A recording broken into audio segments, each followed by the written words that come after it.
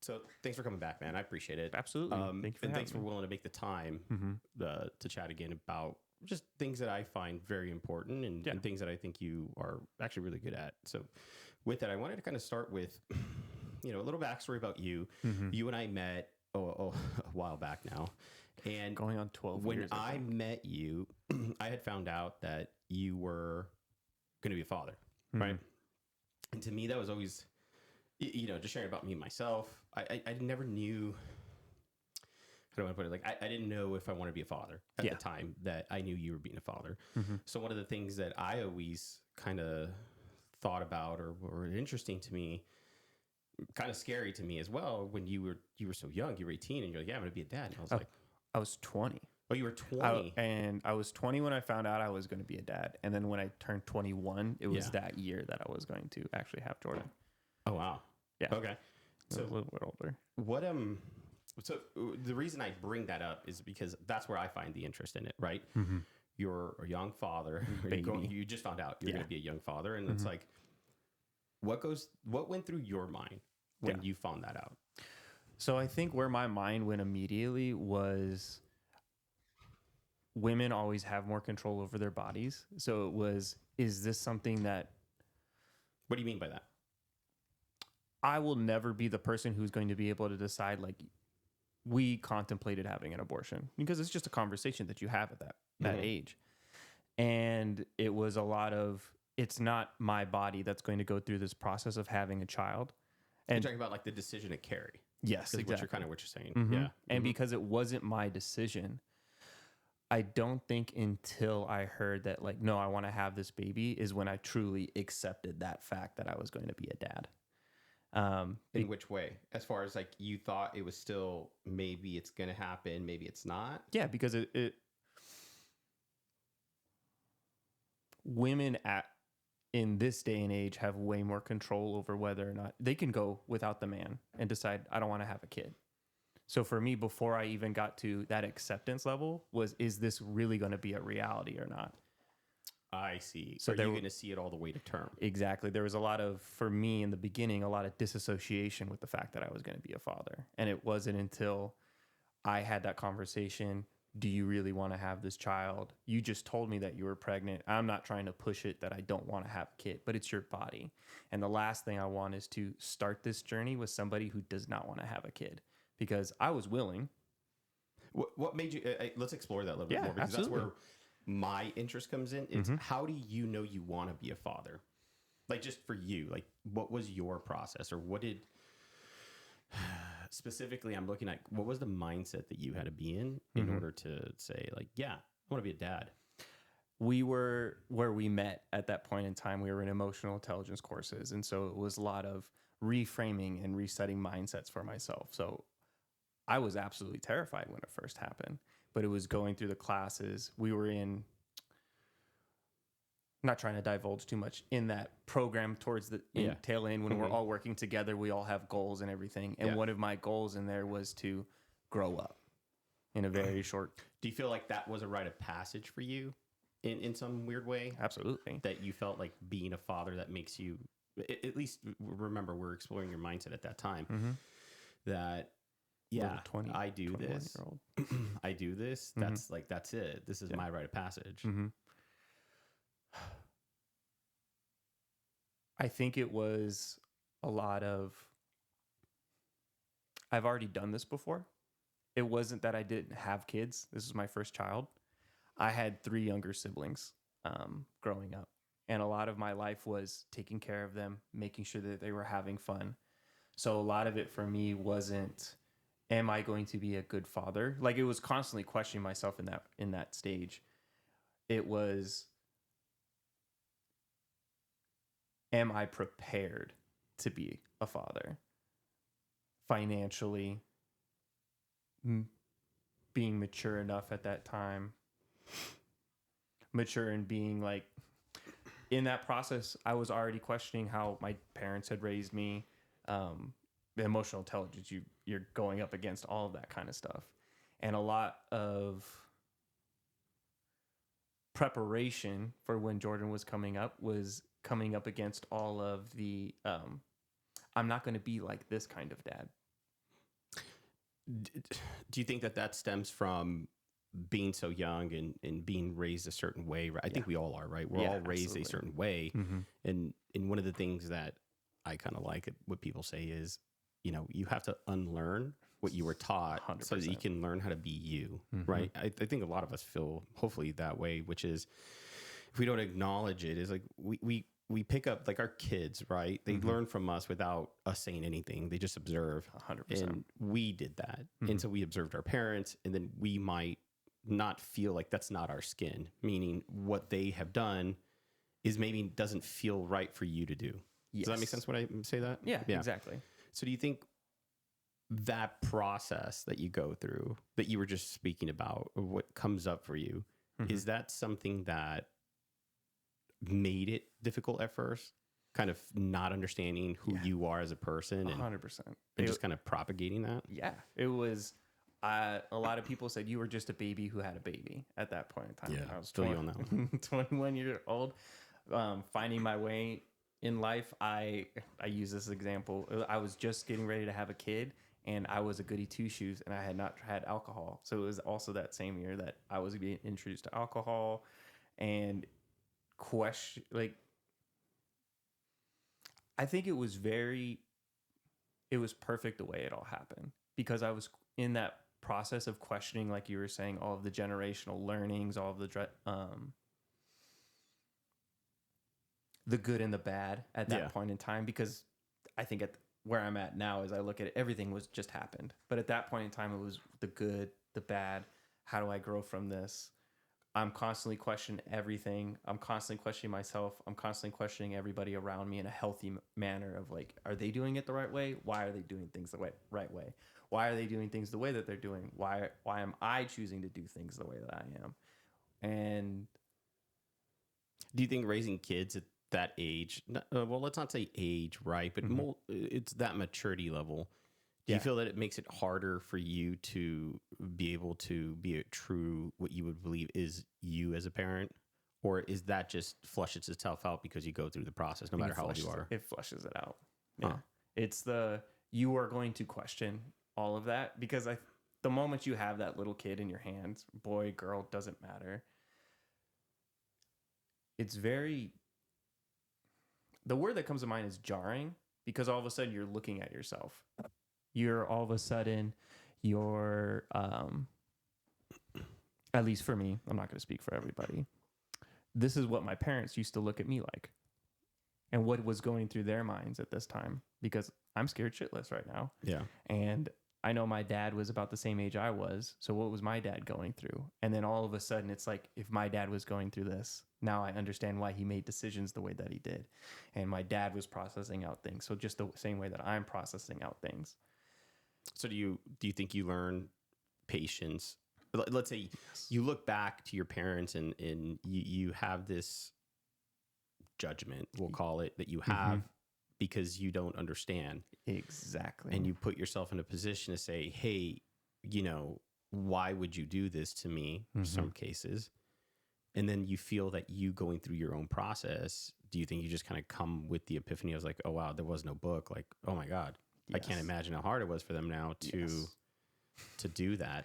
Do you think that speaking into some of that, you know, you and I have had some offline discussions about like generational trauma and kind of how do we stop that?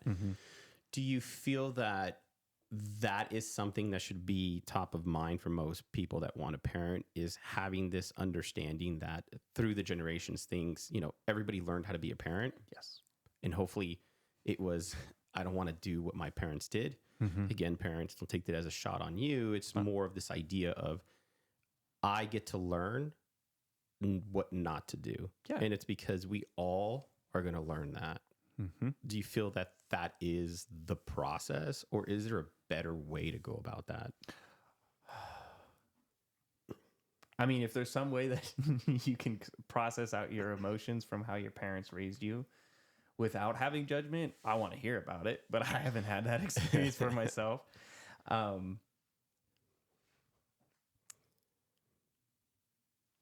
that's I'll share with you about my own journey with that, right? Yeah.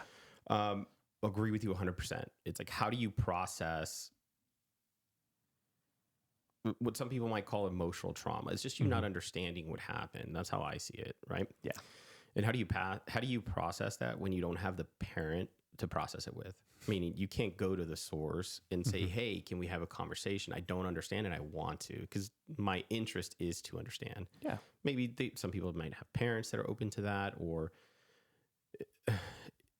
you know, maybe some parents just don't have the humility to say, hey, did not know. Like, I did the best I could. Like, I hear you. Yeah. Hindsight's 2020. Definitely feel like I could be better. So I'll share with you a story, kind of like what happened with me. Didn't have the greatest relationship with my mom, and I was 24 at the time, and a little contentious. You know, being a male, being raised by your father, and really no real parentals. I grew up in another country, and my grandparents raised me. You kind of grow, you know, you see kids with moms, and, you know, the moms would be tender. Not always, right? You'd see some other moms like, I'm glad I'm not my mom. But, you know, you always think positive. You kind of want heroes. Yeah. So you imagine, or I imagined my mom as, hey, you know, here's this great person that's going to love me. I'm far away. Maybe that's why. And then when I moved back and I was closer to her, and not seeing that investment really tore me up. It was really, really sad. And as you know how early 20s is, that's kind of when you start understanding the reality of the world, right? And ultimately, that was my experience. I'm having to face the reality. I'm much closer, but still so far away. So what is it? It's like, it was never the distance. It's a choice. Yes. Okay. So when I started thinking about it, very similar experience as you did, where I felt, why can't my mom be good? Like, why did I not get a good mother? Yeah. Right? Like, poor me. Right. And after thinking about it and really deliberating on it, and being open to allowing that in, and I realized, man, like, my parents didn't have a book. Yeah. They did the best that they knew how, and I have to accept that. That's not me giving, throwing them a bone. It's more of, that's the best that they knew, and I have to accept that. Like, they're people too. Letting it go. Yeah. And I then decided that I would have a conversation with my mom. And again, I feel very grateful that I had this kind of like knowledge come to me. I don't know how I knew how to do this. I just did it. And I sat down and I spoke to her, and I basically said, hey, I've thought about a lot about our relationship, and these are the things that don't work for me. This is how I've seen you, or this is how I've perceived you in my mind. And today I'm talking to you because I want to start fresh, meaning I'm saying this to you, so I leave it. Yeah. And there was no need for my mom to not accept that, but acknowledge it. Yeah. I literally had made peace with it before I spoke to her, because I felt it would be unfair if I went to her and I had some sort of emotional trigger and going to unload on you right now. Yeah, that's exactly right. And so I was lucky enough that I could do that. And when I did, I felt, you know how you said you feel like you grow up? I really felt like I grew up that day. It happens very fast. Yeah. Again, the agreement I had with her was, look, everything's water under the bridge for me. It's your choice where you go from here, as it is mine. And, I'm older now. Yeah. So I understand that if just things don't work out, they don't work out. And for me, it's just my mom didn't know how to be a mom, and she didn't understand what being a mom meant. And I think a lot of people that I've noticed don't understand what a parent really means to a kid. Yeah. Because maybe they didn't have it themselves. So this is not judgment. It's more of understanding, and luckily for me, I'm a dad. I was able to rear children, and I was lucky enough that they gave me that opportunity. But I was always very aware because, obviously I had great parents. So my dad was married 5 times. I was very good at knowing what like step parents were compared to parents. Right. Okay. And the thing that parents get that they never ask for, but almost all children give them. It's like, you're the parent, you're the thing, right? You're the creator to them. Yes. And the kids are so willing to give you so much slack. And if you don't realize that, it's like trust. It's like you always have it. It's hard to get it back. Yep. So if you have that from your kids and you don't treasure that, to say, wow, you know, it's just something that comes with it. Like, let me do the best I can to not poo-poo on it as best as possible. Yeah. And then they do. I think that that's where you feel reality hits, at least for me, right? In conversation about my mom. And that's where I felt the reality hit. And, you know, pretty dark for me. I just felt sad. I felt like poor me, you know, for a while. I just like, do I not deserve a good mother? Like, do I not deserve, I don't know what the love of a mom feels like, right? Like, This is younger Steven? Yeah. This is like me 16 to 20, like 2, right? I struggled a lot with this thought is like, am I not worth it?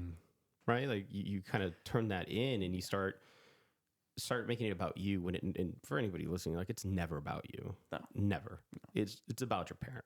Yeah. And when I did that, I feel that it got dark. It got real dark for me.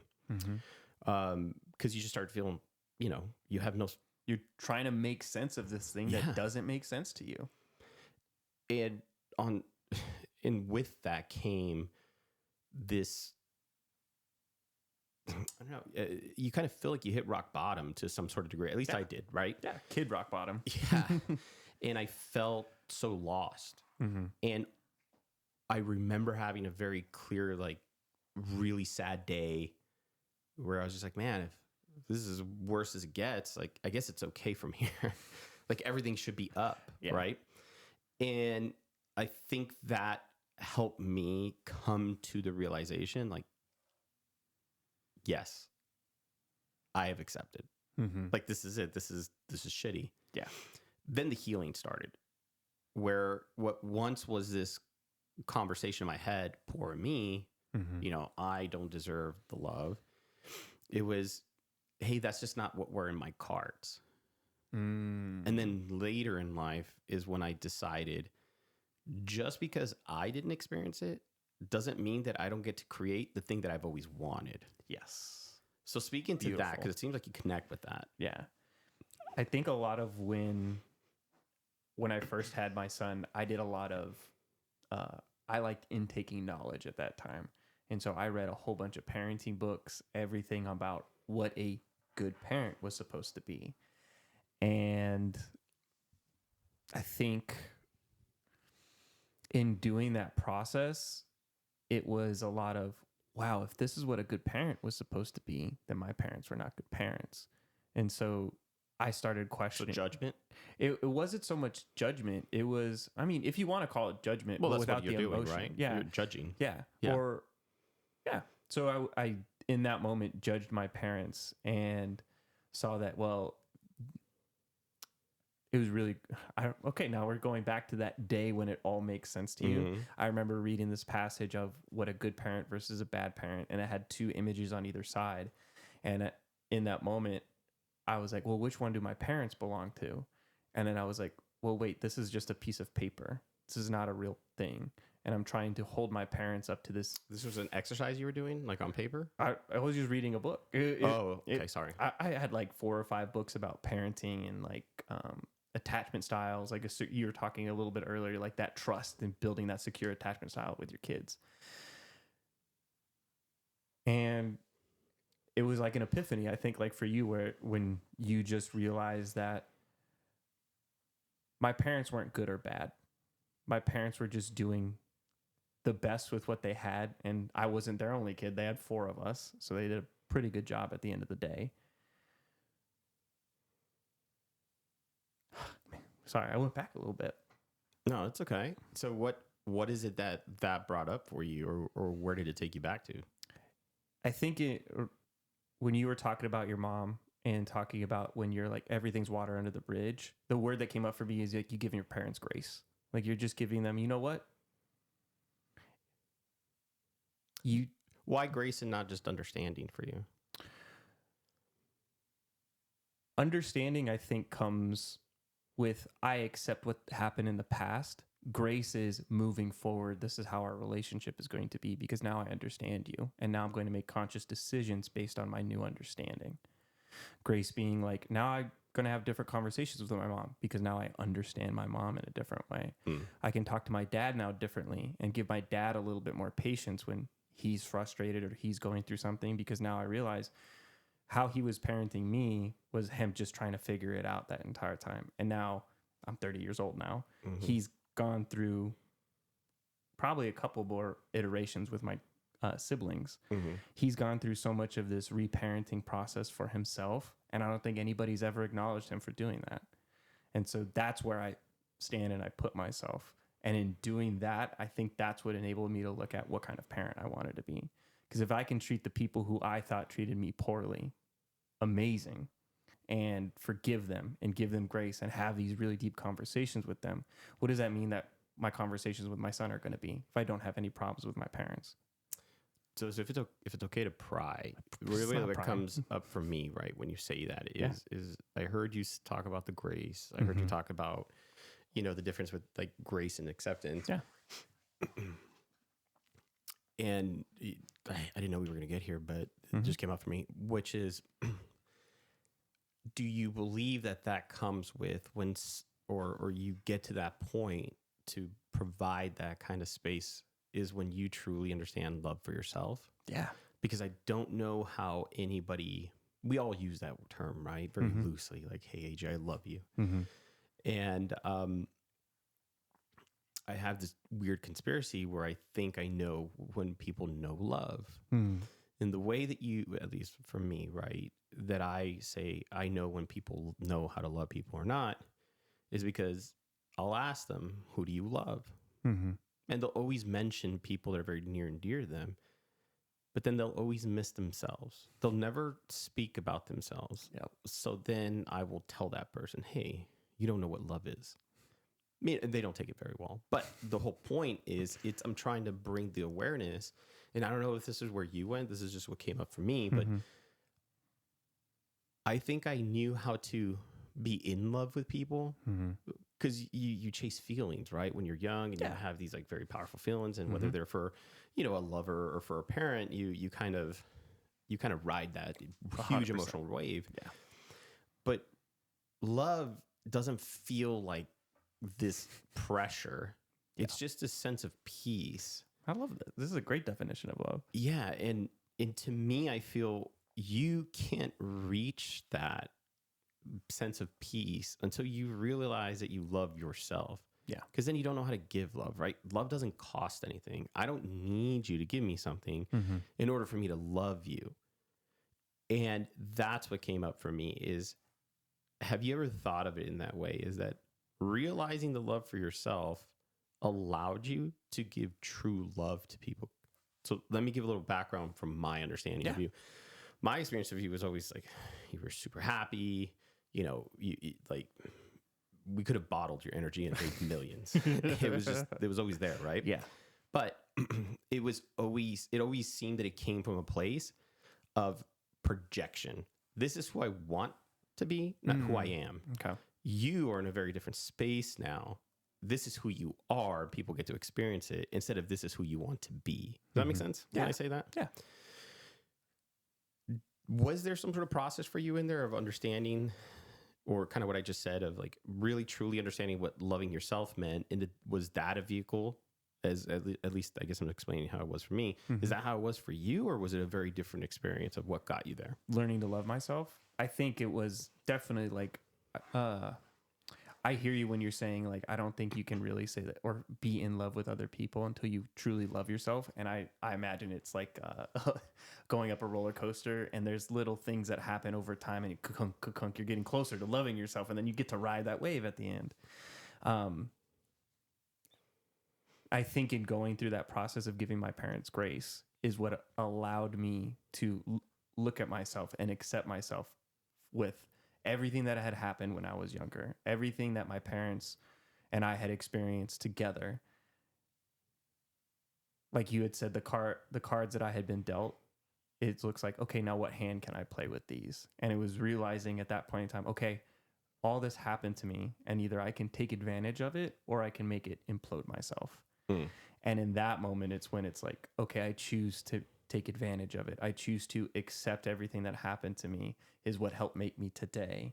And in accepting that, that's a stage of loving yourself Yeah. even further. And then once I accept that everything that happened to me happened for a reason, what's that reason? What do my parents know? Another level of accepting and loving yourself. And I think the final stage was when I got to hold my son for the first time, when it was, I know who I am and who I want to be and on the path that I'm going to be. I have people in my life like my parents who I've talked to, and they're going to be there for me. And now I have deeper understanding of what it looks like in 20, 25 years, 30 years, because they're a stark vision of my future. Through the foreshadowing. Exactly. And holding him and realizing that everything up until this point, I've had a choice in making, and I choose this. And I choose that in this moment, this little boy, whose name was Jordan, is going to get the best version of me moving forward, regardless of what that was going to look like. Because before I used to have it, I'm not going to be my dad. And that's not a vision. I think you can't grow into that. Well, there's a lot of people that use, I don't want to say this. Let's call it that fuel source. It just burns hot but fast. Yes. And eventually they either burn themselves out or they burn people around them out, right? Because they can't take that type of... It's jet fuel. Yeah. And so do you think that it's a choice that you made, not like something that was made for you? You follow? Mm-hmm. I think at first I thought it was a choice being made for me. And I think it was a mindset shift of, this is happening for me, not to me. It's a good way to see it. It was scary. What was the scary part? Because you already spoke into, it was scary to kind of repeat what you've already had seen of maybe it didn't work for you, right? And for you to just perpetrate it to the next generation. Yeah. What do you think that looks like? How do you go from fear to having a conscious decision to end generational trauma? Maybe you have this experience, or maybe you don't. Have you ever been made to feel small, or you've felt small based off of something that somebody else has said before? Yes, but I felt small, not because somebody made me. Again, this is me speaking today, not before, right? Of course I felt before that. Of course. We're a lot more mature. We take responsibility for everything. The world was, just after me and poor me that everything happened. Of course I felt like that, and I have felt like that in the past. But yeah. It was, for me, I talked to my brothers, and that was how I got over the fear, which was, they asked me kind of the similar question that we're having right now, is like, are you ready to be a dad? And I'm the oldest, just for everybody listening. I'm the oldest of 4 siblings. I have 2 younger brothers, and the youngest is my little sister. And we started talking, and it was like probably like the first time siblings talk about their parents as their parents were, and they're adults now, so you can talk a little bit more about it. And we remembered a lot when my dad's a lot different now. He used to get really angry, and in those moments we would feel so small around him because he was the biggest person, I'll use quote unquote God of our universe at that point in time. And I thought about if I understood what it was like to be made small, what would it feel like if I made other people feel huge? And it was just a very small little conversation shift inside of myself, where I started looking at it as, this is instead of it being an opportunity where I could fail, this is an opportunity where I have awareness and I can succeed that nobody has done before. And what ages was this? Like, when did this come about? I was 21. Yeah. When my brother had just turned 20, I was 21. So this was like May of 2014. What drew you to that mind shift? I think it always goes back to that generational trauma of a lot of it. Our emotional intelligence course brought it up of what kind of impact do you want to leave on the world? And if the impact that I had felt from my dad was that I was going to feel small, then what if I was a dad who made everybody feel big around him? So almost, I would consider that like a pendulum swing. That's perfect. There was and the reason I bring it up is because there's kind of more to this that I wouldn't mind going into is everything is a pendulum swing. Not because it should be, it's because it's a natural reaction. We went too far this way, go back the other way. You could see it everywhere. Yeah. Politics, genders, all the non-trivial things, right? I'm trying to remember. I'm going to butcher it. It's one of the laws of motion. For every action, there is an equal and opposite reaction. Yes. But specifically to the pendulum is the natural response is not to be balanced. It's to go the extreme opposite. I raised that to you because I don't know if you've ever seen it that way, that here you have this belief or this perspective about your dad at the time, and all you knew was you didn't want that. So the idea was, what's the complete opposite of that? Right? And the reason I bring that up is because do you feel that you're more balanced today in what was once that pendulum swing? Yeah.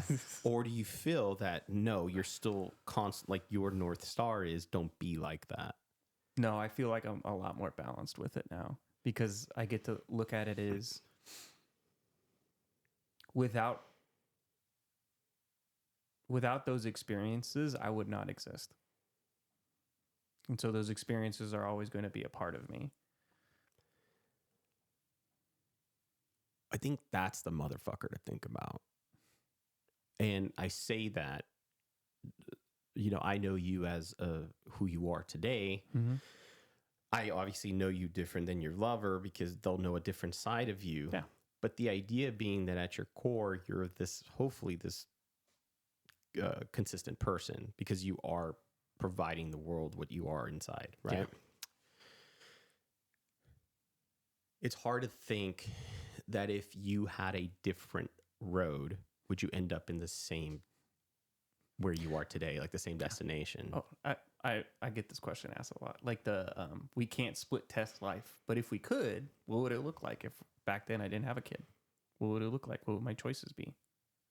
Correct. Or how would, if you iterate, how would you end up the same man with the different experience? Like, what would that look like? I think I tussle with that thought a lot. Yeah. Right? Is like, I am who I am today, but how different would I be if X, Y, Z? Do you know what I mean? It's the, you are not only the person you say that you are, but you are also the person that the environment around you creates. And you are also the echo that other people hear. You always get feedback from other people. Right. And when you kind of pull all that together and you start looking inside and you say, who am I and why? Yeah. That's the thing that I find very interesting, right? I tell people I'm just a human. I'm just a student of human behavior. Like, that's how I see myself, right? I'm just always very interested in, why do we do this? Like, why do you tick that way, AJ? And one of the things that I've come to is there's like this secret hand that pushes us, right? Yeah. What does that look like? Or what do I mean by that? All these experiences that are presented to you are your learning moments. You and I have had a conversation about this. And if we start thinking about the difficulties of life as it's just my very specific learning moment provided to myself, this is the moment I get to overcome that. I think that would be a fundamental way for us to shift our mentality if we were taught that. Yeah. I don't know anybody that talks to their kids about that, to be honest, or in that way, right? The reason I wanted to share that was if your situation changed, right? Let's say the difference between like nature and nurture, right? So Yeah. if your nature changed, would you be a different person, or would you know how to come back to being who you are today? Does that make sense? The question I'm asking you? Mm-hmm. Are we saying like present moving forward, my nature changes? No, run the scenario that you go back, we change your nature, right? We change the things that were around you. Would you not be who you are today? And what I mean by that, it's not your configuration, but the person that you believe you are or you're trying to create. Like, do you think that you just be like some psychopath murdering people? Or does that make sense? Or what, Yeah, through that you'd figure out how to be who you are? Thank goodness the world gave me a kid, because otherwise, That was your second choice. yes. I struggle with that. I honestly do, because I couldn't confidently tell you that I wouldn't be the psychopath. I don't know. Yeah, because there's plenty of examples outside of us of people who have gone through similar things. Yeah. And we did not choose the path that they chose, and they chose 1,000 different possibilities at any point in time. So you see, you just said where I come to. Mm-hmm. If it really is a choice, then how not choosing is a choice? You know what I mean? Oh, Like, it's always a 100%. choice. Yeah. I think that's where I kind of get in like a little bit of a mind fuck.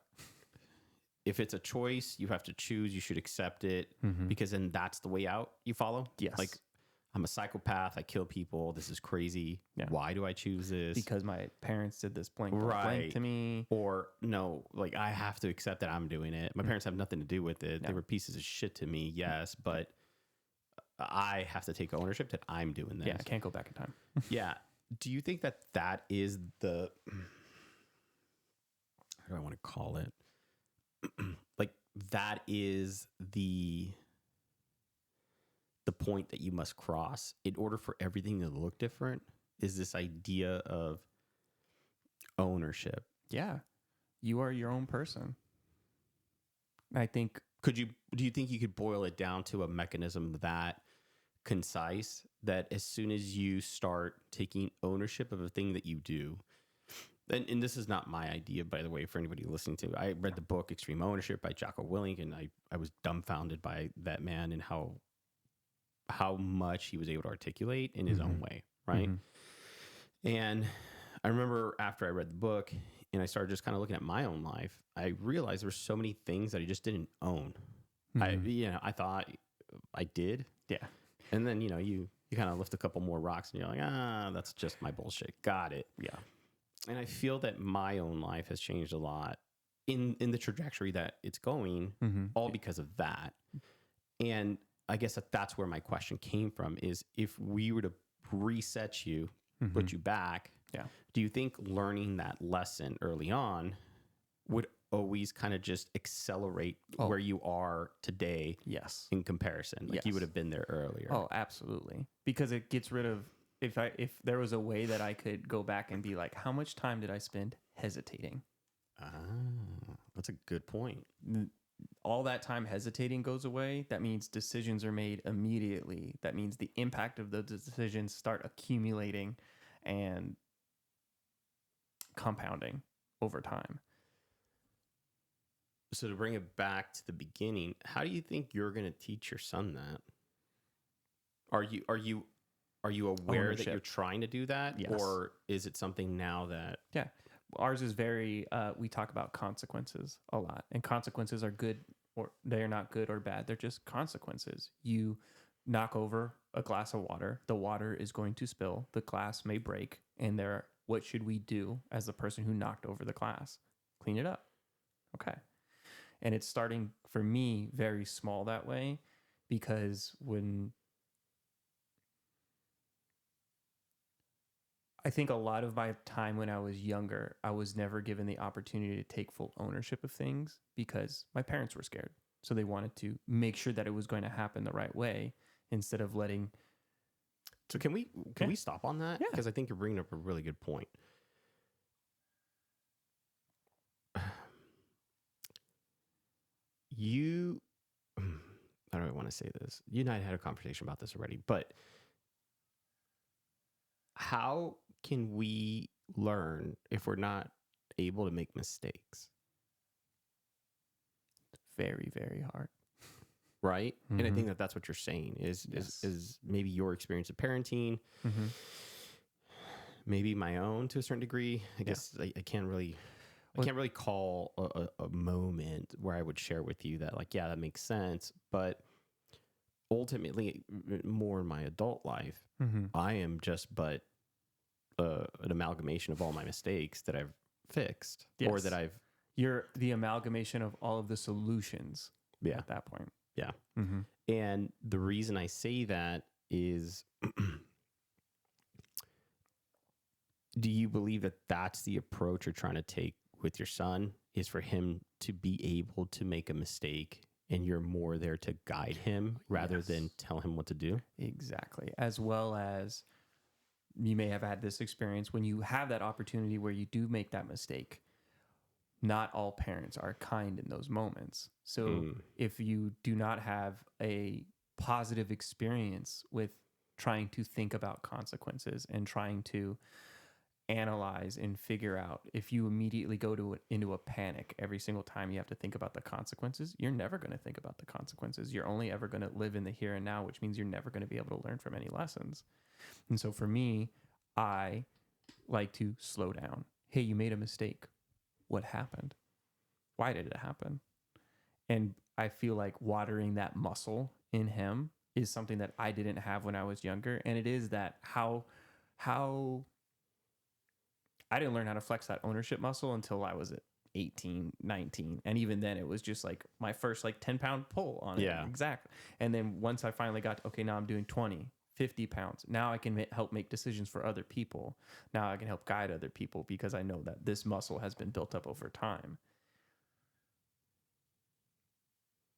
I don't think I made a conscious decision to like start teaching my son that. I just realized in those moments of, and like bringing it back to grace, is what if I went back in time? I have it written up on my walls. Be the person you needed in your life when you were younger. That's a good little way of looking at it. Because if I had somebody who encouraged me in all of my dark times or in all of my dark moments or when I failed a test or anything, and instead of you're a bad person because you failed, or you need to go sit in your room because you need to now process this out by yourself, or what would it look like if my parent actually sat there next to me and be like, what happened? It's okay. There's a lot of feelings that come up with this. Let's process out the feelings.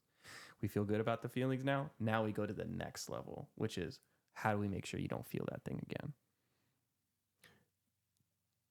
Do you see that as being a mechanism that maybe we lack in the world today with kids? Mm-hmm. I just adults. even for my generation, right? And Mm-hmm. I just feel that I didn't see that with really nobody around me, to be honest. Mm-hmm. That ownership.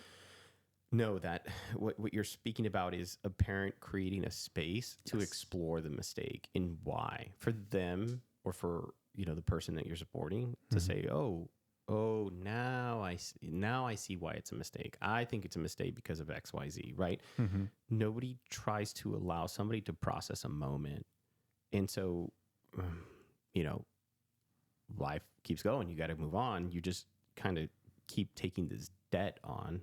Yes. And how it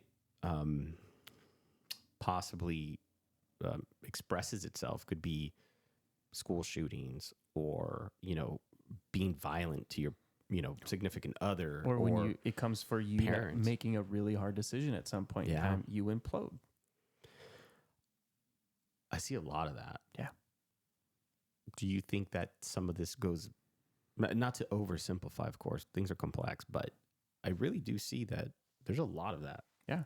And just people I know, right? And just people I see around. Yeah. I got asked the question the other day is like, what kind of environment do you want to create wherever you go? And it is one where everyone gets that opportunity to be understood, which takes time, which means slowing down and asking questions and giving, like you're saying, I like the word you used, space, creating that space for people because some people have never had that opportunity to actually talk out and process out something for years. And the moment that you're able to allow them to let go of some of that pressure, 10% of it, 5% of it, they're able to start making decisions for themselves or start talking about something that they've never talked about before. And now all of a sudden they're processing out more and more of that generational stuff that they've never had an opportunity for. And now they're treating themselves nicer. They've let go of some of that weight. Do you think that that's the same thing that maybe therapists try to create in the hour that you go see them? Yes. I feel that if we had a direct connection to somebody that could experience the moment with us, it would be way more powerful than waiting for a therapist way later in your life. Yes. It's that experiential learning with that other person. Now we both can talk about it, or Bond over it. I was going to say trauma bonding was exactly what I was going to say. It is basically, You got to look up the definition of that. It's different. Trauma bonding doesn't mean you bond over trauma. Is that when somebody causes trauma to you, you bond to them. That's the weird part about that definition. Wow, I've heard a lot of different. I like that one. Yeah, I looked it up. That's what it said. So then I will go back to your bonding then. That's not what I meant. But definitely bonding, like being able to, do you remember when our parents did this? Like if you, I'm very grateful that I have siblings. So we have had these conversations. And I can speak from my personal experience being able to do that. All of a sudden it's like, okay, it wasn't just like 9-year-old's me interpretation of what happened. It was 9 and an 8-year-old's interpretation of it. And we both landed on the same thing years later. And we both had the same learning on it. Okay, cool. I really did process that out to the best of my ability. And now look at who I am today. I think that that's what's coming up for me is as we're talking about raising your son and stopping generational trauma. I something comes up for me that it's just such a big deal that imagine in a world where we could, through our life, overcome those things as they come up or as they're more relevant compared to having this emotional debt going into adult life, right? I've really, this is really what's coming up for me right now is imagine a world where people had the opportunity and ultimately had the guidance from somebody to say, this is your moment, take it. Like you screwed up, but find out why. Yeah. This is for you. This is not a moment you screw up and now I beat you so that you have trauma. Never do it again. Yeah. It's giving them the moment, right? Yeah. To do some self-introspection of like, why is it wrong? Like, what did I do? Yeah. You know, she's pregnant. Oh, well, that's her fault. Well, here's a moment for you to just ponder that for a second, what you said, right? And if we're not taught that, where making a mistake is not a bad thing. It's only bad if you don't take something from it, right? Yeah. You learn from it.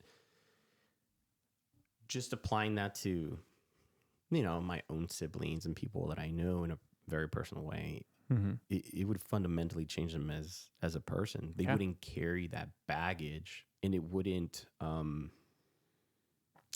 manifest itself in unhealthy ways now that they're adults.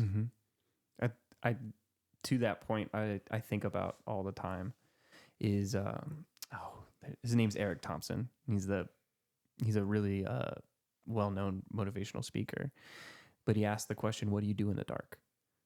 And I took that question, what do you do in the dark? And I applied it to everybody who, in your example, where you see those individuals that may or may not like be avoiding ownership in their life, is what happens if you give them that grace or that opportunity to start speaking to themselves, and then they go home when they're by themselves, and what used to be like a whole 3-hour beat up session before they go to sleep is now a 30-minute beat up session and 2.5 hours of being like, you know what? No, I'm not going to beat myself up anymore. What kind of person comes out of those situations? I 100% agree with you. You see people walking around all the time who are in our own, not walking around. I can't tell what people are thinking just by walking by them. People close to me who do not have that level of ownership of their own lives. And I really think now talking about it, ownership and that space is entirely the same thing. Ownership is creating that space for yourself to learn things, and grace is creating that space for other people. I really like how you put that. Mm-hmm.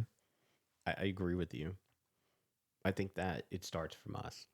100%. If we don't know how to give ourselves the moment to process and digest, then how can we ever create that open space for somebody else? Mm-hmm. It's something that no matter how much I think I understand it, there's always like levels to it. I'm always figuring out there's more ways to be patient. You're like, you're not a black belt yet. Now you're black belt advanced. Yeah. And I really truly feel that all this stuff and kind of the purpose of the podcast is just have different perspectives. Yeah. It's always a glass ceiling. I've never learned something where I was like, God damn, man, I got it. Because something will happen and I'm like, I'm fucking an idiot. This thing doesn't apply here. Yeah. or it's not so white and black. You know, there's just so much gray to life. Mm-hmm. And I think that that's what drives people to kind of live a life where, I don't want to say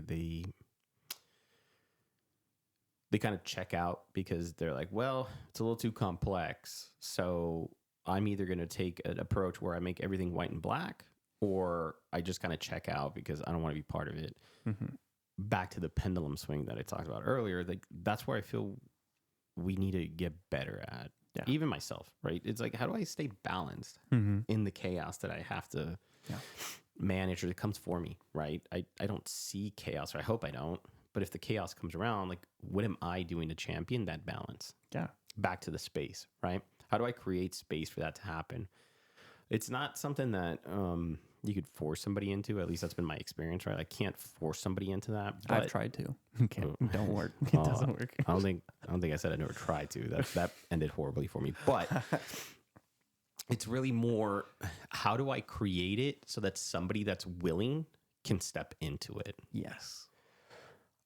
I find it hard, but back to kind of where we're talking about your son, that's where my interest with you was, is like, how do you think that, or not think, what is your approach to do that beyond taking the moment in kind of showing him ownership is okay? Mm-hmm.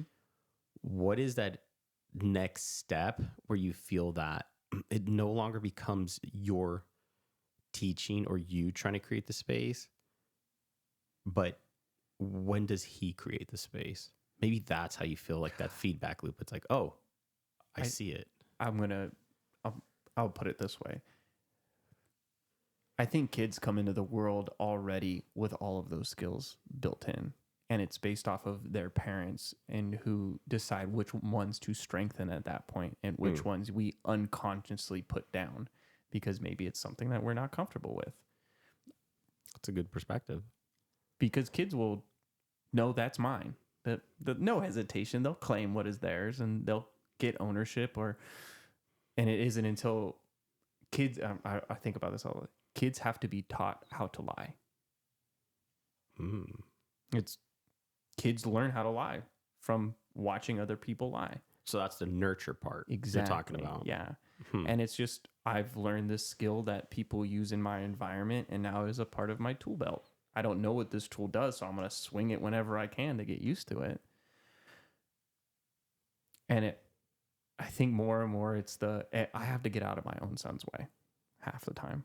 It's that he knows the answer. And Dad, how do I do this thing? And I can, in this moment, choose to tell him and then completely destroy his whole learning process because I just took it over for him. Or I could be like, that's a great question. What do you think first? And immediately just start flexing the muscle. It's a really good way to kind of operationalize that mentality. I don't think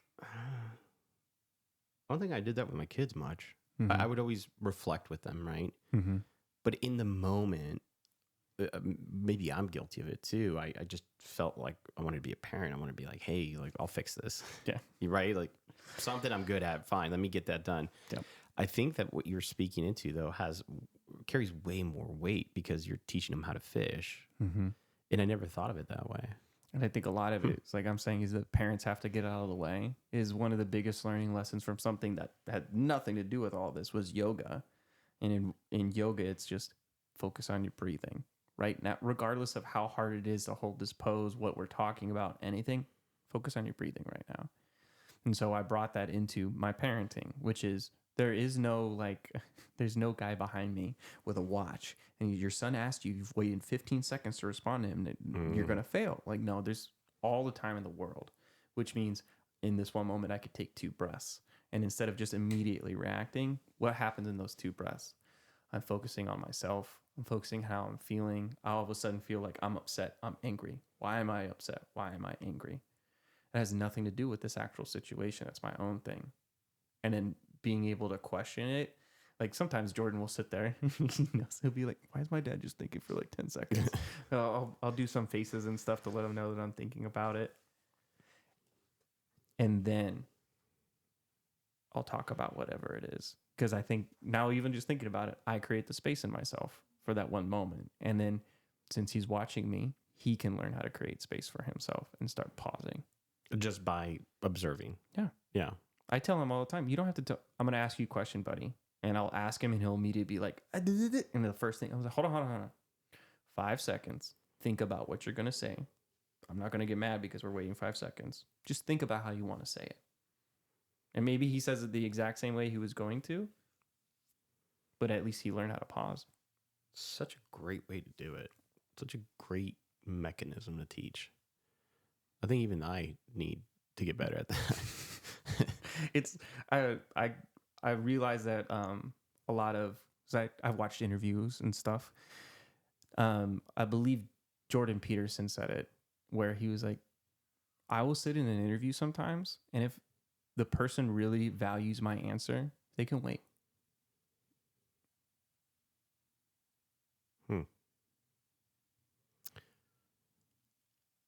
I like that. I guess I've never thought of it that way. Mm-hmm. My approach to things is be concise, distill it, right? Mm-hmm. Just really get to the understanding. Yeah. Maybe for adults, that's a better approach, right? Because they have so much knowledge to draw, hopefully, right? Mm-hmm. Have knowledge to draw upon to the conciseness helps. Yeah. But for a child, I really like your approach because it gives that almost creative freedom, right? To say, hey, let me teach you that. Take your time. Mm-hmm.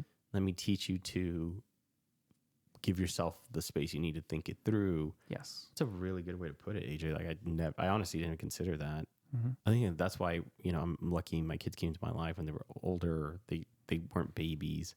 I really think that there's people that are really good with like babies and then they're not so good with like when they're teens, and then the inverse, right? I think I'm one of those that I'm really good when they're young teens or early teens. Yeah. I'm not a very good baby person, but that's my other conspiracy there. I think that's where it is. And I think you're one of those parents that you're good with babies. Like you're good with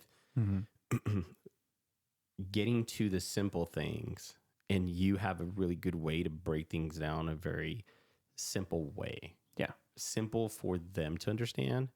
Because that's the goal. Agreed. But I guess I'm saying this because I think about it and I do the same thing, right? One of my favorite quotes is from Albert Einstein. If you can't explain something simply, you don't understand it well enough. Yes. But when I apply that to thoughts, and I apply that to mechanisms that we use to do what we're doing. So the reason I do that is I think that it gives us a capability to really get after what, how do I want to put it? For me, when I explain it, it's about being concise, right? You can't explain it simply. That's the conciseness for me. Yeah. But where I'm noticing with you is you're doing it from breaking it down in order for them to build it up. You follow? Yes. I think it's a different approach, and maybe there's some learning in there for me to a new tool from my tool belt of learning kind of how to plant seeds so they sprout. I think my approach is just always too. I don't have time. I don't have enough time, right? I just because for people listening, the reason I say that it's for the approach, I'm losing time. We're all losing time, right? But I'm always kind of very aware of that. Yeah. And so I'm always cognizant of like, how do I boil this up so that I could save others time? Mm-hmm. And I think that that's a great tool. It's just not, it's not the only tool I should have. Yeah. And I think that that's what's coming up for me when we talked about this. No, I get it. I think what's coming up too from how you explained it, maybe I'll just question you a little bit, is you're concerned about how much time this is going to take. But that time conversation only exists for you.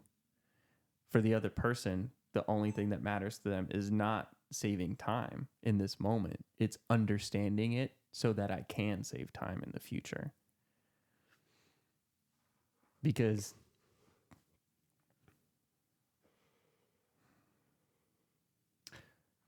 what you teach your kids today, or I'll come from the first person. What I teach my son today is not going to manifest tomorrow. It's going to manifest in a couple of years, probably years down the road. And sometimes that's the same way with people. Sometimes people, it's not going to happen in this conversation that they're going to understand it. So all I want to do is make sure that this moment with them is that they're fine and they accept this one lesson so that the next time I have this person in my life come back and see like, wow, you sprouted 2 new leaves on this plant that we planted 2 weeks ago. And now we can talk about it a little bit differently. I think that that's where the approach differs between you and I. There's none of them are right or wrong. No, it works I think that your approach for children is great because they have time. Mm-hmm. I think that I'm so accustomed to talking to adults that have no awareness that their time is always clicking. Mm-hmm. And so I'm trying to articulate you don't have time. Urgency. Mm-hmm. Where I don't think that that's the right message to give children because they do have time. A lot of it. So totally hear you. And I'm being honest, I didn't think of it that way. I think that that's where I get to be better in knowing when to shift. Mm-hmm. Because sometimes I'm just very like, you don't have time and you're not figuring it out. And maybe that's why I say sometimes I'm probably not the greatest person with, younger children. Yeah. But they need somebody like you. Right. And I can't be good at everything. Yeah. And that's where I think the dynamics come in, where I'm trying to get people to talk on here to share that so that people could see the difference. Yeah. Do you think, let me ask a little bit about the comparison. Do you think some adults are children in a maturity standpoint? Not physically, obviously, but mentally. You have to describe that a little bit better as to what you're eliciting, meaning a maturity standpoint. Yeah. Do you think that all adults have been given the opportunity to actually, okay, we could tie this all together. Yeah. I think the reason why I'm able to talk to kids the way that I do, and my son specifically the way that I do about creating space for yourself, and let me just make sure that you understand this small thing, is because kids don't have anything in the way. Kids are just open to it in that moment. But adults have years of trauma and other stuff that they have to process through some of the times. So I think, actually, I agree with you. You can't necessarily talk to adults the same way that we talk to our children, or at least how I'm talking to the children. In what respect? Because just the approach you're talking about? Because with kids, I'm just talking to the kids. With an adult, I'm talking to their trauma, trying to talk to the kid inside who's going to be able to understand it. Good way to put it. Yeah.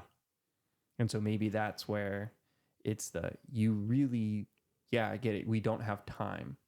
You have less time than a child does. So yes, there is urgency, but the reason why you're probably so far behind with other people is because nobody's ever given you time.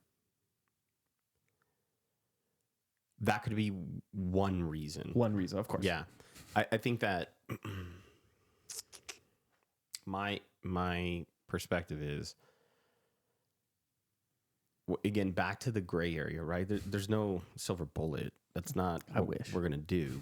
But it really comes down to just having the awareness, right? Mm-hmm.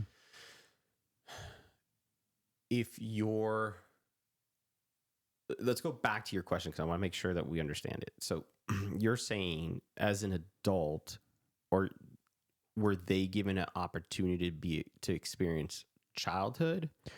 Or you're saying that as they are now older, they don't understand the basic blocks of childhood so that they can take off and be the adult that they're hopefully going to choose to be. Yes, because I want to use your example of you. You took it upon yourself to try to understand why everything was the way that it was when you were younger, and it made you question a lot of who you were, and you were the problem. The whole reason my life is the way that it is it's my fault somehow. I'm trying to summarize your retelling of when you were younger. Well, I personalized everything. Yes. I was the reason, or I was why things are not okay. So you got that moment where you got to question it and kind of, I'll say, course correct yourself. That was later in life. So when I had that perspective, I was a really big pessimist, right? Mm-hmm. It was almost like penance. I would beat myself up first because then whenever the reality came, it didn't hurt as much. You follow? I already got to myself. I'm good. Yeah. Mm-hmm. It was later in life that I started changing that, where it's like, why am I being so hard on myself when reality might not be that tough? So you basically did to yourself what I do with my son today in that moment. You gave yourself space. Yes, but I think that you did it in a healthy way. Where what me was, I was just in a very, very dark space. So I think that the darkness had a hold of me 100%. Yeah. I'll share, when I was a kid, I'd be so depressed about things. Like I would lock myself in closets. I almost believed I didn't deserve anything. And that, again, nobody said that to me. I didn't have like abusive grandparents, thank God. I didn't have like an abusive father. It was just things hit different for me. Mm-hmm. And all I knew how to do was to blame it on myself. And I'm sure it has to do with my childhood and, moving to another country when I was 4 and not having my parents around, feeling like I wasn't wanted because then here's my grandparents. Like, I'm sure we can get deep into that, but to not make this a 12-hour podcast, the whole point is I took my life and I made it dark, real dark. Yeah. Like not healthy dark. And I think that as I did that and, contemplated suicide, contemplated hurting myself because I just wanted the darkness to end. I didn't want to be there, right? In my moment of feeling like rock bottoms hit, right? There was multiple in my life. It wasn't just one that I said earlier. I feel that acknowledging this is what rock bottom feels like, or I think I'm here, almost freed me from the thought that it could get worse. Because now this is the worst it gets. I'm here. Relief. I think I can go up. Yeah. I can go that way, I guess now. And after hitting that a few times in my earlier life, I think that's what started getting me to think different. So that's what I was saying. I think you're taking a much healthier approach with your son than maybe I did with myself. It was just really, really dark, and I didn't have anybody. And for anybody listening, like it's imperative. If you want to do introspective work, it's imperative you have somebody to talk to. Yes. It gets dark when you're by yourself, and that's what I had. So all my learning took far longer than it should have taken any one person, just because it was me with me versus me with me. Me, I know best, and I know best, and I also know that what I know isn't working for me in my life, and now these are conflicting with each other. And then emotions, right? Yeah. You and I have had a lot of offline conversations where, just you and I speaking about things, it's easier for me to process my emotion about it because I have you being an objective observer. It's very difficult when I'm trying to play both roles. I'm both the emotional person and the objective person. Yes. Or really logical, not really objective, right? Objective is what would be after. But I have a very emotional person and a very logical person. I feel like it's two people. That's where people feel like they're getting pulled apart because how can, especially good feelings, right? What are good feelings? Like joy, happiness. Yeah. We want to ride that wave as fucking high as you can. It sucks that the inverse, the pendulum of that, are equally as tough, right? And you don't want to ride those. So I think that inability to find balance for myself caused a lot of toxicity when I was a kid. Yeah. When that happened. So, yeah.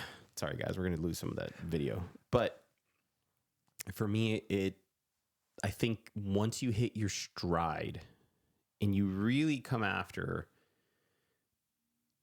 for myself, right? When I started learning how to not be a pessimist and how to not see the world as coming for me, it's just the world is.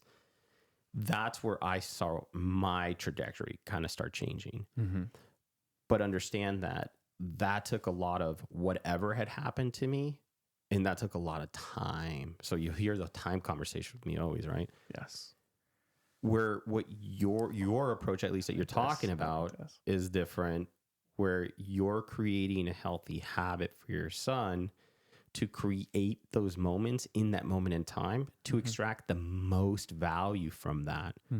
Because if anybody has ever looked at it, it's a good exercise for anybody listening. If anybody has ever gone back, therapist, by yourself, just go into a moment where it was difficult for you, or you believe that the difficulty in that could be overcome, and you look back and you process it, right? Like you reprocess that event. What you notice is, wow, there's so much learning for me there. But you could be years, decades from that moment. Yes. So all you're recalling is echoes from the past. But imagine you giving that tool set to your son where he gets to extract, almost like squeeze all the juice he can out of it because it's relevant.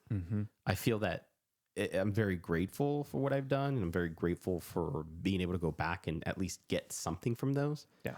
But I don't believe it hits the same when you can take that, as a healthy human being that grows, when you can do that moment over moment, that's very different. And I say that because I experience my current moments, right? Unfortunately for anybody listening, I'm not perfect. I'm just human. Shocker. Yeah.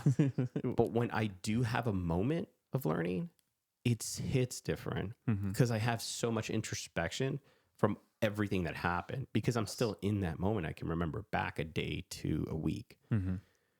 That has given me way more perspective, which allows me to be objective about the future, where I don't believe I did that in my earlier years. It was more survival than it was like ownership and introspection. God. Does that make sense? Yeah, it's I really like the word introspection. I actually talked about that with my therapist the other day, where it's basically a superpower that some people have and are given the opportunity to flex it earlier on in life.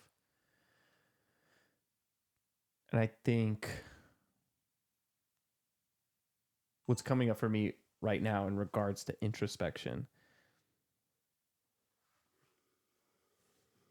is that one of the key parts of introspection is time. We're back to that time conversation. You see how it's prevalent. Yeah.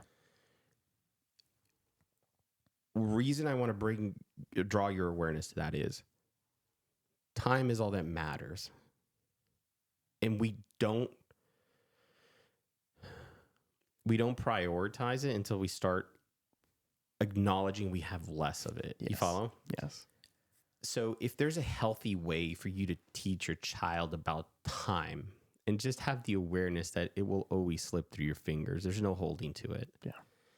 I think that that's a way for you to say, right, God, how does this go? it's like there's so many people that exist in this world, but how many people live? Have you ever heard that? Yes. I think that's what I come back to. Are you going to teach your kid how to live? Or are you just going to teach them how to exist in this reality? And for me, the way that you learn how to live, and what do I mean by that? It's I know how to enjoy my present moment. I'm living. Yeah. I'm not looking back, Regret. Well, it was more of what was coming to my mind is when you look back at your past and you have nostalgia, people don't know how to live in the present moment. They're constantly seeking this, emotional hit from the past. The good old days. They love recreating nostalgic moments, holidays. AJ, that was so cool when we hung out last week. Let's do that again. It's like, no, that moment's gone forever. You have to look at it as what new thing can you create in its place, not to recreate a moment, but what does a new moment look like? And that's what I mean, that I feel that you are actually doing to your child. Not sure if you've said this to him or even yourself thought of it in this way. Yeah. The ability to teach somebody to live their life as they go through those stages is so powerful, because then they don't look back and think, man, I lost time. Yes. They'll say, no, I lived it. I was present for it. I was there. I remember I was a kid. Now I'm an adult. Like, no, I don't miss being a kid. Like, I love where I'm at. Right? Think of your progression from teens to 20s to now into your 30.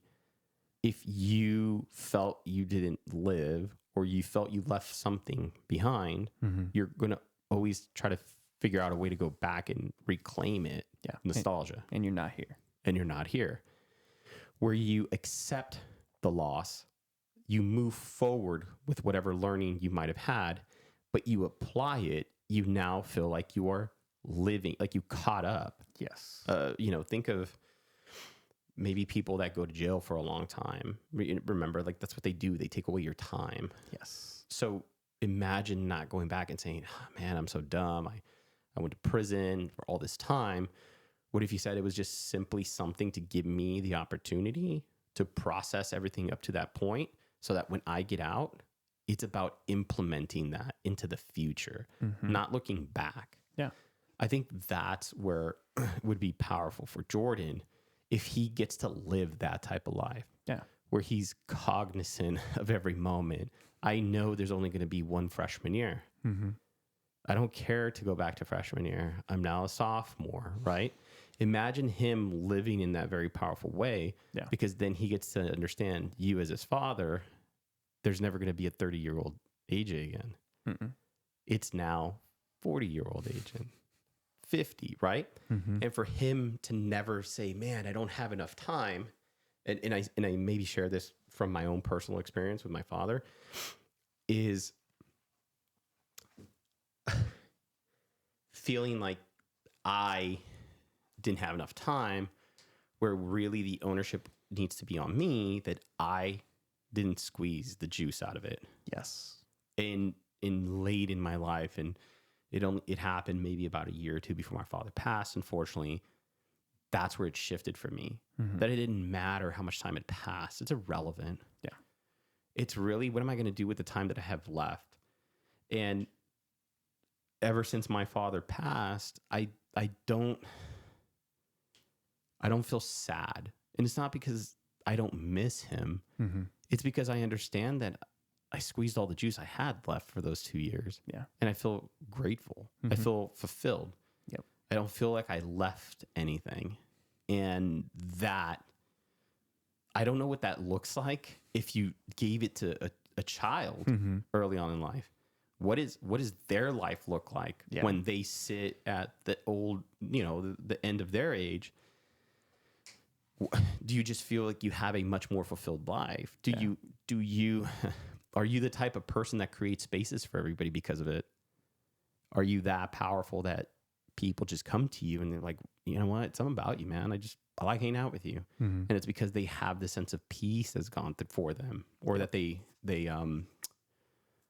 essentially it emanates from them, right? Because it's something internal. They have it, they carry it, Yep. and people get attracted to it like a moth to a light. Mm-hmm. That's what I don't know. Speaking for myself, I don't know what that feels like. I don't know what it would look like.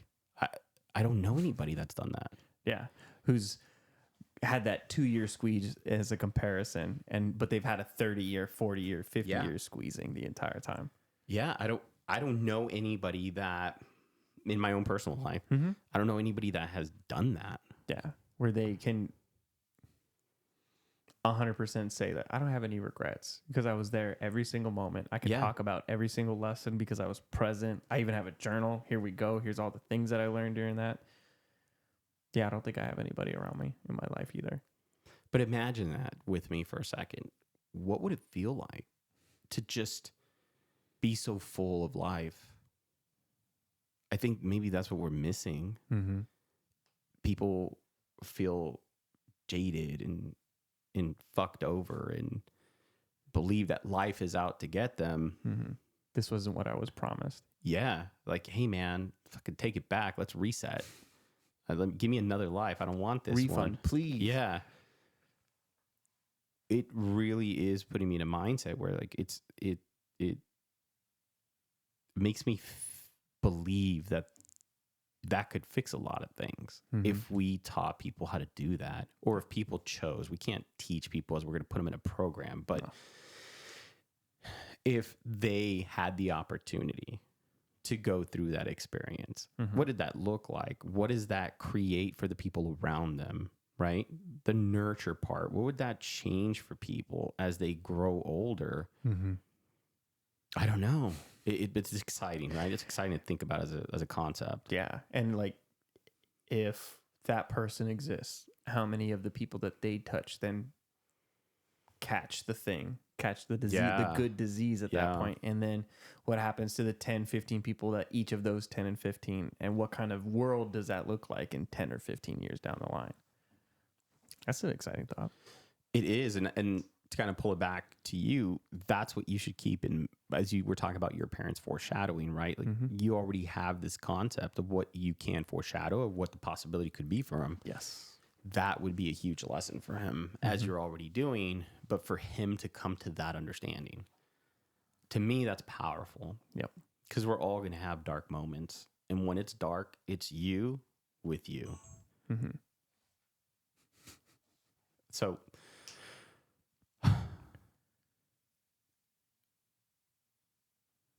when we think about so we're talking about what could be, right? This idea of this is your current investment as a parent. We kind of projected what that future could be. Truth. Where do you come back to if you were to say, wow, the parent I am today, I'm going to go back and talk to myself when I was younger. What are the learning lessons that you have that young AJ maybe needed to listen to, that you believe he'd be open to? So I'm going to take what you're saying, but apply it into like, because I haven't created a time machine yet. I wish. I had an example of this actually coming to light with my dad. Okay. Where it was, I got to go talk to my dad about some really hard hitting questions for myself. And I don't have to go into specifics. My dad didn't have any answers. And so for me, it was okay, when Jordan comes to me and wants to ask questions, am I going to have answers about anything that he's going through? And so I think about it, instead of what would I say to myself, what lessons do I want to have learned so I can teach Jordan when he's ready to cross that bridge in the future? And so the answers to those, let's see. Love has no limit. Any opportunity where you felt like you couldn't,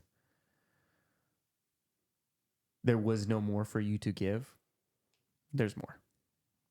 But how would you teach him that? This is the exercise. You're not going to go back as a time traveler and say, things are great, dude. Don't worry. Here's a fortune cookie that's going to change your life. The idea would be you are going back to teach yourself something. So this is a challenge to you to say, How do I package that so that younger me gets it? Because you already understand that you're good at like describing things simply, right? Mm-hmm. That's where I always challenge myself. Okay. My thought is when I kind of get in the dumps, Mm-hmm. right? And I'm just like, man, things maybe aren't working out, or I didn't get this. Yeah. I always try to make a practice. And then my practice is you're on your deathbed, looking up. They just told you you're terminal. Mm-hmm. Just like accept that. Like, this is it. Yeah. You now know when. The idea being maybe your life flashes before your eyes, or maybe you become introspective at that time if you weren't in your life. Mm-hmm. And you finally start giving yourself that moment. Let's think. What could I have done different? And you really allow yourself to have that moment, right? Then you kind of file it away. You're like, yep, I could have done this. I could have done that. Mm-hmm. Totally hear you. And then the practice is I accept I'm leaving. This is honestly what I do. Mm-hmm. And then I open my eyes and I'm back. I just time traveled. Mm-hmm. I'm back in my whatever age body. And I create that mental exercise because it rejuvenates me. What am I going to tell my younger self in order to implement with my dying self just realized? That is the exercise that I do Mm-hmm. in order to give myself hope and in order to do exactly what you just said. You think you done, you got so much more in that tank. Yeah. So think of it in kind of those terms. You have to go back and tell him that, explain to him that concept. As you feel like you've loved or you've given all the love you have, your tank is so much bigger than that. How would you describe that to your younger self so you would understand it?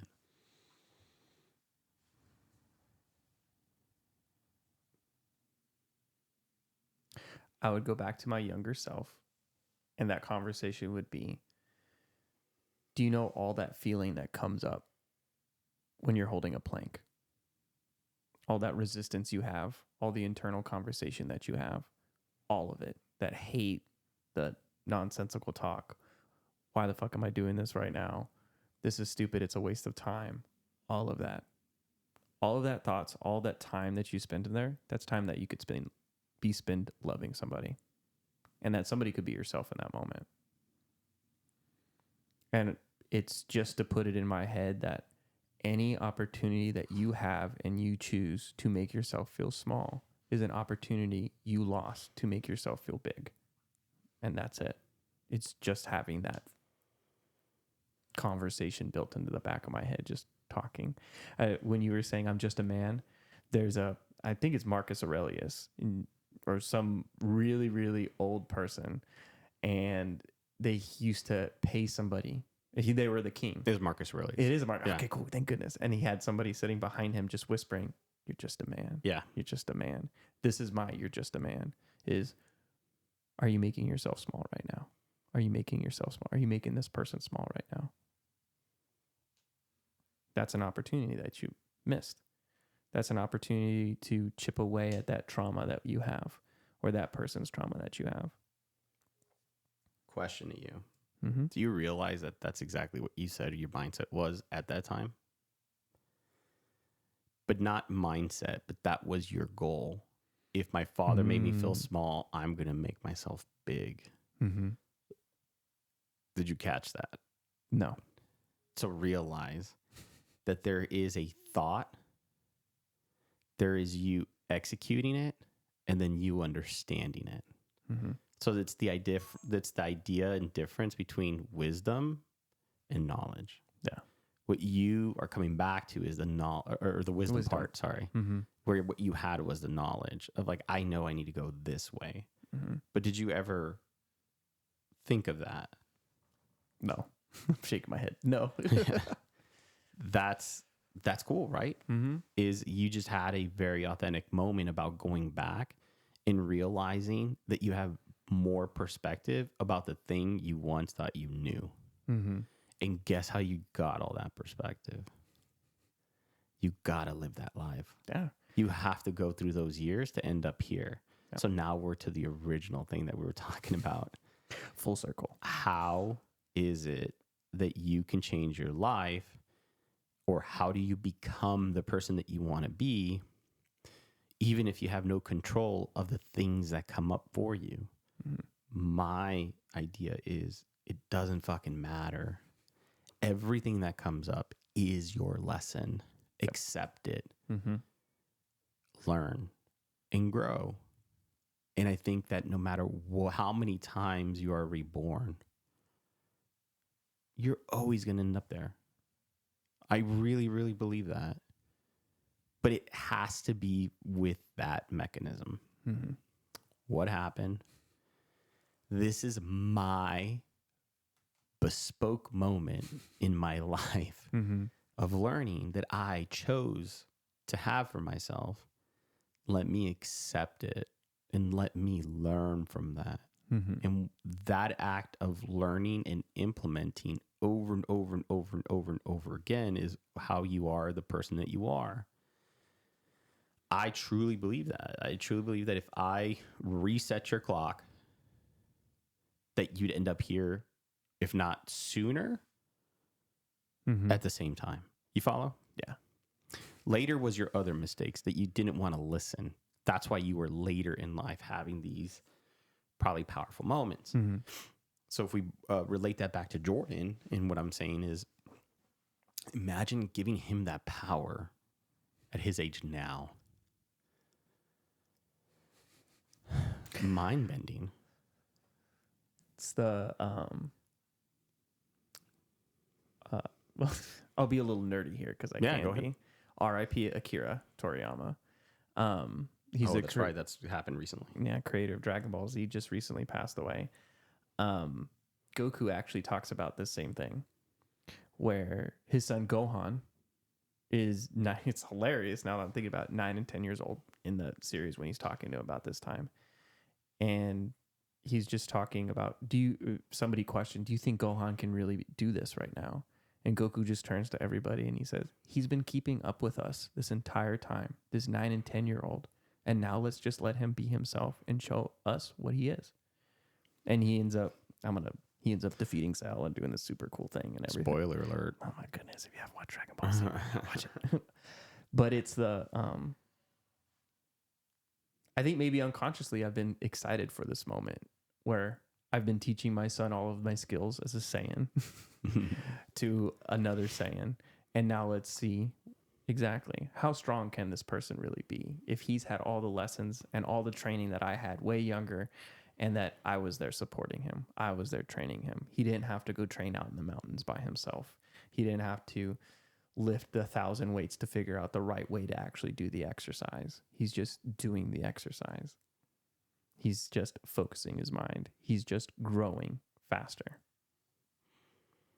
Ugh, it's a little scary thinking about what kind of person gets unleashed into the world in a couple of years. Exciting. There we go. I was going to say, it's not scarier than what we are dealing with today. Yes. And what drives me to have this podcast. It's so many people are so broken. And they're the Humpty. This is a perfect way. It just came to me. We're all Humpty Dumptys of the world. And we don't know how to put ourselves back together. And the act of putting yourself together is configuring yourself to you. Yes. It's a really good way to look at it. Yeah. I think that that's what's missing. I think that drives me to record this stuff and to put it out and to talk to people like you. It's that. Who can articulate their process, their journey, their share, and I appreciate you sharing so many personal things that I hope this helps somebody. I hope somebody gets this and listens to it and realizes you don't have to wait. You don't have to wait to hit the parent lottery. You don't have to wait. You don't have to be reincarnated to come back and be like, maybe next time. It's like, just what are you doing? You already have the one thing that you need, which is you. Get after it. So hopefully whoever does listen to this, take that from this. Today can be your day. you just have to choose that today is your day where everything changes. And if you ever feel like it's hard or is it worth it, I hope that you take AJ's story and realize that whatever he's created for himself today is because he created it, and that it never gets easy. You just get stronger as you go through it. Yep. It's funny. I was talking to my daughter today, and that's one of the conversations that came up, and I'll kind of end with this is I said, why is it that we're always excited about a video game? Video games are awesome.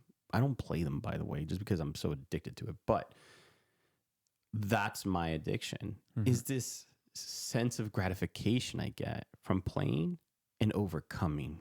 And video games are so popular today, yet nobody looks at the mechanism behind it. I get to play a game, whereas if I'm a level 1 player, I can't beat the game yet. And I lose. I lose multiple times before I win. And as long as you stick to it, everybody passes the game. It's just a matter of time. And if we could use that parallel and apply it to ourselves and say, look, it doesn't matter what level I'm at. All I know is there's always a bigger boss. There's always a higher level. And when I fail at that level, it's okay. It's just where I'm at until I get the skills that I need or I get whatever it is that's missing so that I can take on the next one. You could never pass a game going from the beginning character to the end. It's impossible. But none of us apply that same logic when it comes to our daily life, that it's okay. Whatever's happening today is supposed to happen. If you didn't overcome it, it's because there's just a little bit more there for you. Go for it. Take it and then apply it.